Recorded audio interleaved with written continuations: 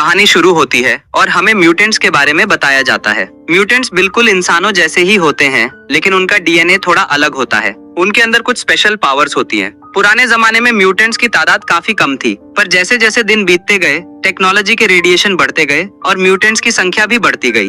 अगर कोई बच्चा म्यूटेंट है तो उसका असर बड़े होकर ही दिखता है। म्यूटेंट की पावर तभी पता चलती है जब कोई इंसान मानसिक टेंशन से जूझ रहा होता है। 2000 सालों तक म्यूटेंट की पॉपुलेशन काफी बढ़ गई थी और आम इंसान सोचने लगे थे कि उन्हें म्यूटेंट से खतरा है, और कुछ म्यूटेंट्स अपनी पावर का गलत इस्तेमाल भी करते थे। इसलिए उस समय के प्रेसिडेंट कैली ने म्यूटेंट रजिस्ट्रेशन एक्ट नाम का एक कानून बनाया। अगर यह एक्ट लागू हो जाता तो सारे म्यूटेंट्स को सरकार के सामने आकर अपना परिचय देना पड़ता।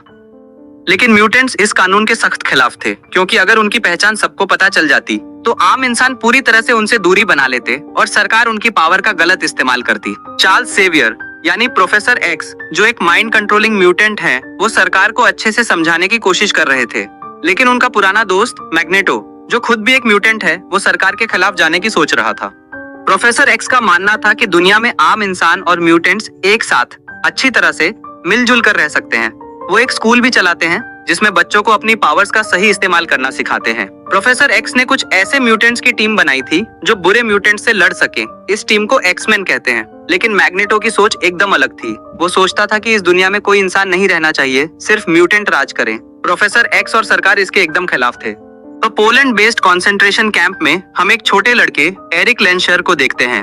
गार्ड्स उसे उसके माता पिता से अलग कर देते हैं। उस वक्त उसका गुस्सा, एंगर जाग उठता है और वो अपनी म्यूटेंट पावर से मेटल गेट्स को मोड़ देता है। यह उसकी यात्रा की शुरुआत थी, जो भविष्य में मैग्नेटो बनेगा।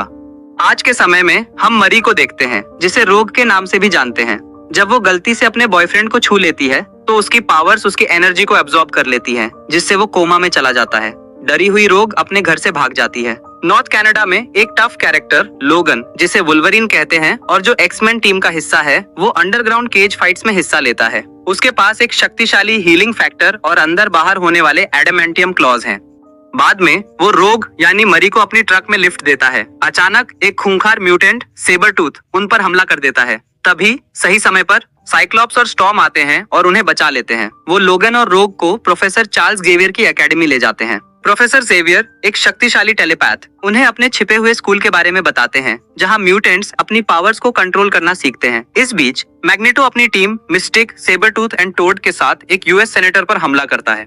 मैग्नेटो का मानना है कि इंसान म्यूटेंट एग्जिस्टेंस के लिए खतरा है।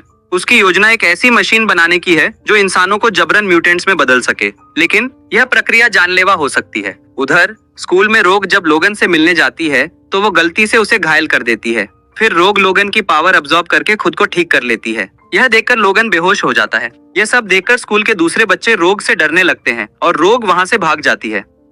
उसके बाद प्रोफेसर एक्स एक सेरेब्रो नाम की मशीन का उपयोग करते हैं, जिससे उनकी पावर और भी बढ़ जाती है। प्रोफेसर एक्स उस मशीन का उपयोग करके रोग के बारे में पता लगा लेते हैं। रोग को वापस लाने के लिए लोगन ट्रेन स्टेशन पर जाता है, लेकिन वहाँ मैग्नेटो और उसके साथी भी आ जाते हैं।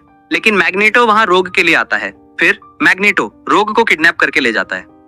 फिर प्रोफेसर एक्स उस मशीन का उपयोग करके रोग और मैग्नेटो के बारे में पता लगाने की कोशिश करते हैं, लेकिन उससे पहले ही मैग्नेटो की एक साथी मिस्टिक आकर मशीन को खराब कर देती है, जिसके कारण जब भी प्रोफेसर एक्स उस मशीन का उपयोग करते हैं वो कोमा में चले जाते हैं। फिर जीन ग्रे, जो एक्समैन टीम का हिस्सा है, वो सेरेब्रो मशीन को ठीक करती है और रोग और मैग्नेटो के बारे में पता लगाती है। जीन के पास भी माइंड पावर होती है। फिर लोगन, स्टॉर्म, जीन और साइक्लॉप्स मैग्नेटो को रोकने के लिए जाते हैं। मैग्नेटो अपना काम स्टैच्यू ऑफ लिबर्टी पर करने वाला था, क्योंकि उसी के पास एक पार्टी चल रही थी जिसमें बहुत सारे आम इंसान मौजूद थे, जिससे मैग्नेटो हर किसी को म्यूटेंट बना सके। फिर एक्समैन की टीम उस जगह पर जाती है और मैग्नेटो की टीम से लड़ती है, और मैग्नेटो रोग का इस्तेमाल करके एक मशीन शुरू करता है। लोगन जाकर उस मशीन को तबाह कर देता है, लेकिन तब तक रोग का बुरा हाल हो चुका था। फिर लोगन रोग को छूकर अपनी पावर उसे देता है और लोगन खुद बेहोश हो जाता है। मैग्नेटो भी हार जाता है और पुलिस उसे पकड़ लेती है। फिर कुछ समय बाद प्रोफेसर एक्स और लोगन दोनों को होश आ जाता है और प्रोफेसर एक्स लोगन के बारे में कुछ पता करते हैं और फिर से लोगन अपने वजूद को ढूंढने निकल जाता है। दूसरी तरफ मिस्टिक ने कैली का रूप लेकर म्यूटेंट रजिस्ट्रेशन एक्ट कैंसिल कर दिया था और मैग्नेटो को एक प्लास्टिक के जेल में कैद करके रखा था, ताकि वो अपनी पावर का इस्तेमाल करके भाग न सके। प्रोफेसर एक्स मैग्नेटो से मिलने के लिए जाते हैं, लेकिन मैग्नेटो अभी भी आम इंसानों के खिलाफ था और यहीं पर मूवी का एंड हो जाता है। अगर आपको ये वीडियो थोड़ा भी पसंद आया हो तो एक लाइक जरूर कर देना। आपका एक छोटा सा क्लिक मेरे लिए बहुत बड़ी बात है। अगर आपको लगता है कि यह सफर और आगे बढ़ना चाहिए तो सब्सक्राइब जरूर करें और उसके बगल में बेल आइकन को भी दबा देना, ताकि जब भी मैं एक नया वीडियो डालूं उसका नोटिफिकेशन सबसे पहले आप तक पहुंच जाए। नीचे कमेंट में मुझे जरूर बताना कि इस वीडियो में आपको सबसे बेस्ट क्या लगा। तो दोस्तों, मिलते हैं नेक्स्ट वीडियो में। तब तक स्टे ऑसम, स्टे क्यूरियस और अपना ख्याल रखना।